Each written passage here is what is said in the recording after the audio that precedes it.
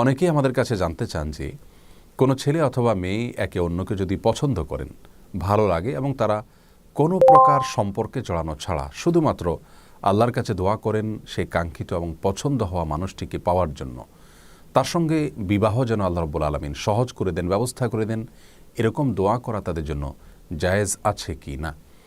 এই প্রশ্নের উত্তরে আমরা সহিহ মুসলিমের একটি হাদিস উল্লেখ করতে পারি, যেখানে প্রিয় নবী সাল্লাল্লাহু আলাইহি সাল্লাম ইরশাদ করেছেন, লা ইয়াজালু ইউস্তাজাবু লিল আবদ মা লাম ইয়াদউ বিইসমিন আও কাতিআতি রাহমিন মা লাম ইস্তাজিল। অর্থাৎ বান্দার দোয়া আল্লাহ রাব্বুল আলামিন ততক্ষণ পর্যন্ত কবুল করতে থাকেন যতক্ষণ না সে কোনো পাপের কাজের জন্য দোয়া না করে এবং আত্মীয়তার সম্পর্ক ছিন্ন করার জন্য দোয়া না করে এবং তাড়াহুড়ো না করে। তার মানে দোয়ার ক্ষেত্রে শুধুমাত্র তিনটি ক্ষেত্রে দোয়া করার নিষেধাজ্ঞা রয়েছে।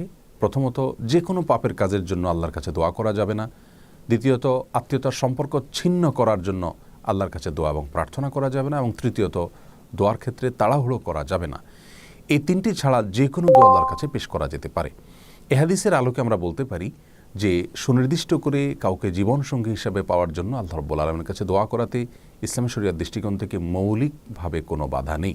এভাবে দোয়া করা যেতে পারে। তবে ইসলামী শরিয়া সেক্ষেত্রে একজন মুসলিমকে পরামর্শ দেয় তিনি যেন আল্লাহর কাছে কিছুটা শর্ত জুড়ে দিয়ে কোনো নির্দিষ্ট ব্যক্তিকে জীবনসঙ্গী হিসাবে পাওয়ার দোয়া করেন।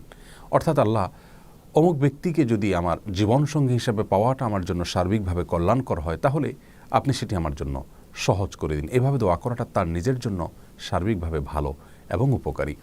আল্লাহ রাব্বুল আলামিন কোরআনে কারিমে বলেছেন, ওয়াসা আন তুহিব্বু শাইআন ওয়া হুয়া কুরহুল লাকুম।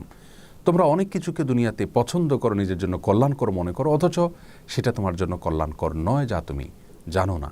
এছাড়া সহিহ বুখারীর একটি হাদিসে প্রিয় নবী সাল্লাল্লাহু আলাইহি সাল্লাম আমাদেরকে ইস্তেখারার শিক্ষা দিয়েছেন, যার অর্থ হলো দুনিয়াবি যে কোনো কাজে আল্লাহর কাছে মঙ্গল এবং কল্যাণ কামনা করে নেওয়া।